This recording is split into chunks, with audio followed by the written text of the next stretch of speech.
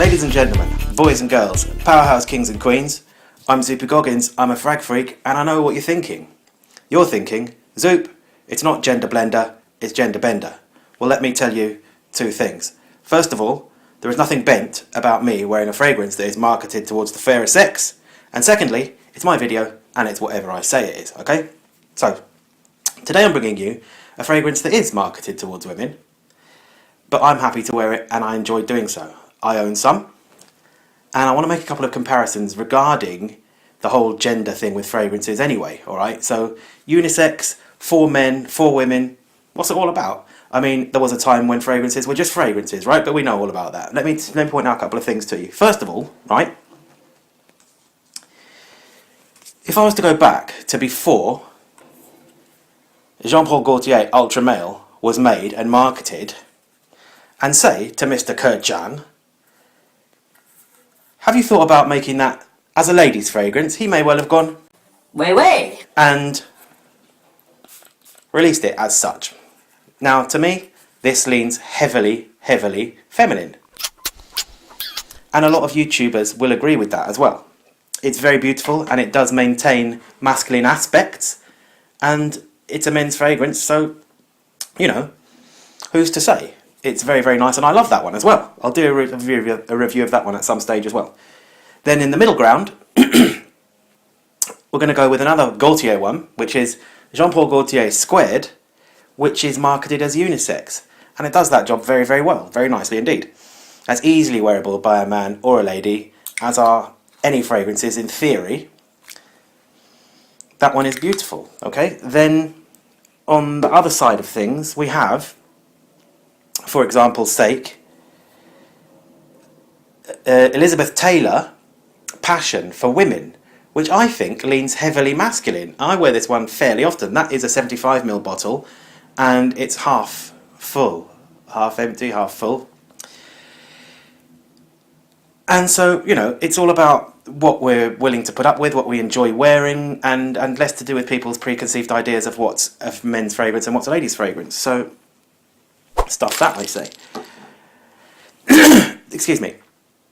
The fragrance which I bring you today is none other than Ange or Démon, or Angel or Demon, from the house of Givenchy.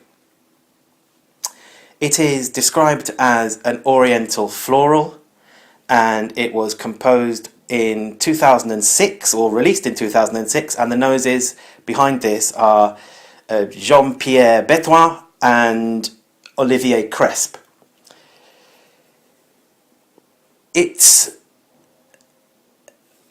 I'll go into what Fragrantica think the notes are of it. We'll go through the notes first of all. So here's a picture of what Fragrantica think the notes are up there. But we know about Fragrantica, don't we? I mean, it's somewhere across between... It's like a clown with an encyclopedia. It's full of information on one hand, but it's a complete joke on the other, isn't it?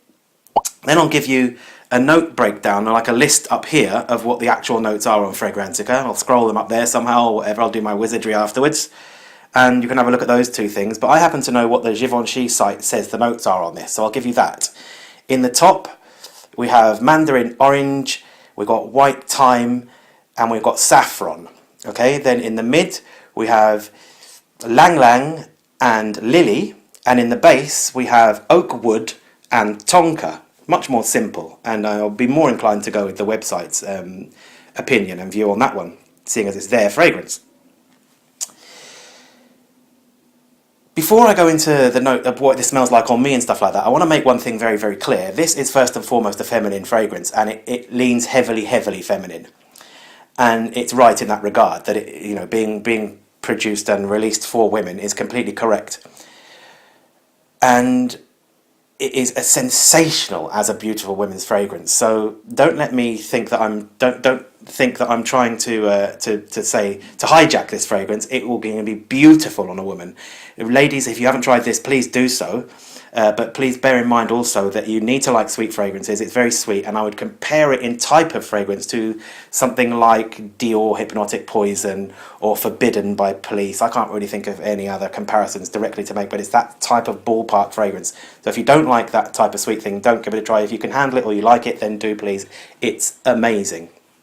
Now I'll go into what it smells like on me, alright? I've got the dry down on this side, and I'm going to freshly apply here. The bottle is very beautiful, and I will spray just here. The sprayer is excellent.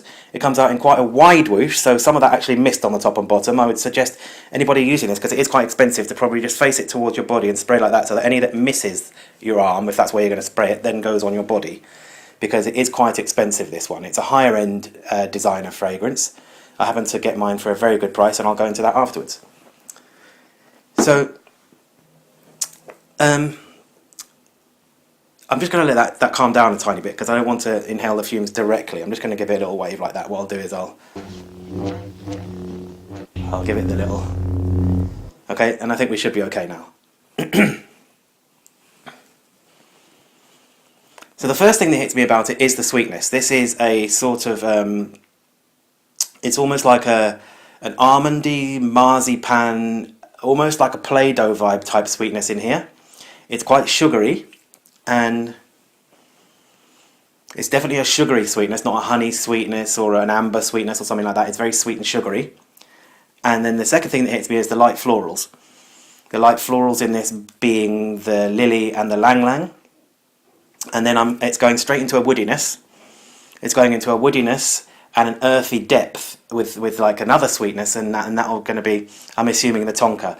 But there's an underlying smell of a spiciness in here. Now, it's not a standalone spiciness where you can pick it out and go, well, this is cardamom, or this is pepper, or this is cinnamon, or whatever. But I do get a light pepperiness, almost like a white pepperiness in this.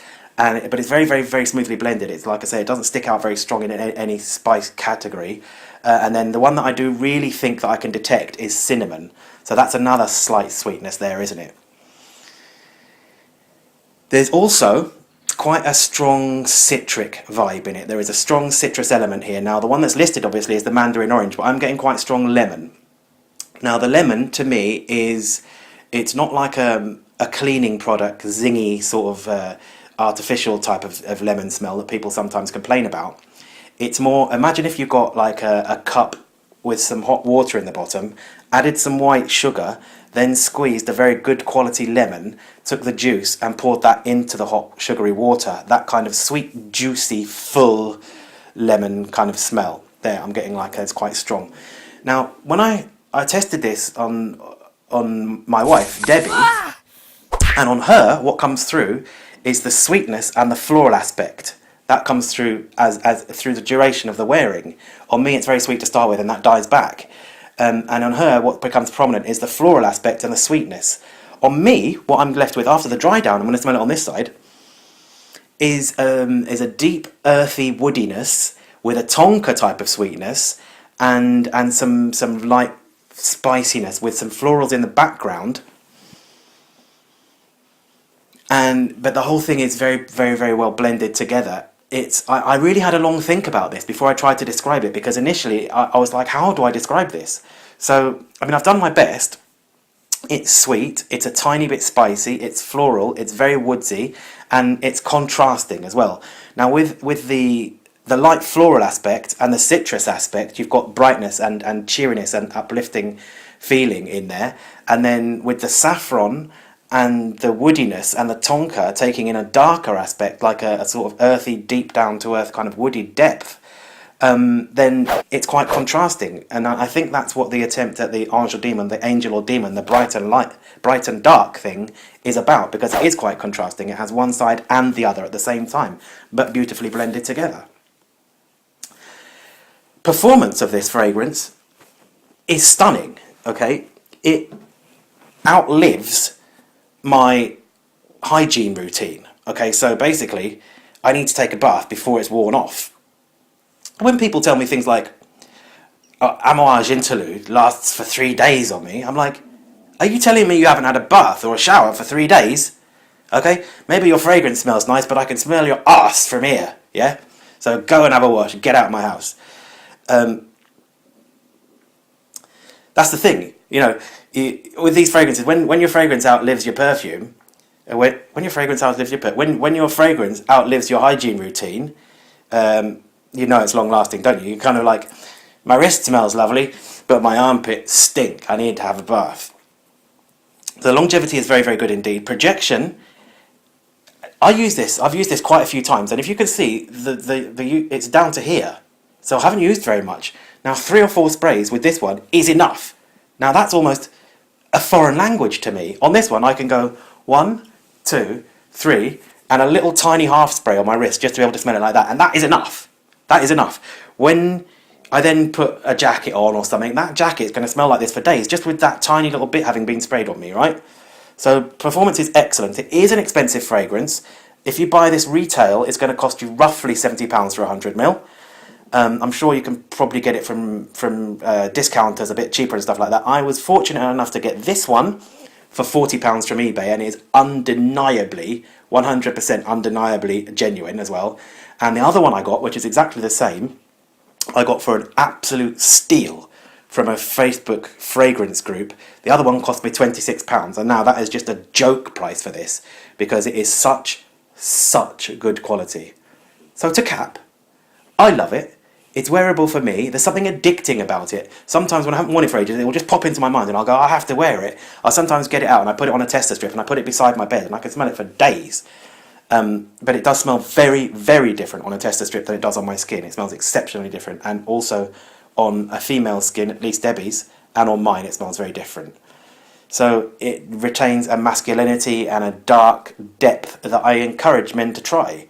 I think it's fantastic. Well worth a try. If you can't get to try it, you know, Debenhams have it. You can sometimes try a tester in there. If you can find it on a site that does samples, I would encourage you to give it a try, give it a try, give it a try. I rate it highly.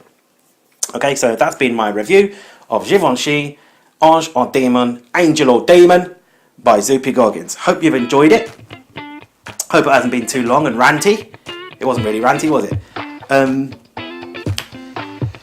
Like if you like, comment if you wanna, subscribe if you would, hit the notifications thing. Safe man, chill out, enough respect, and I will catch you next time. Sweet.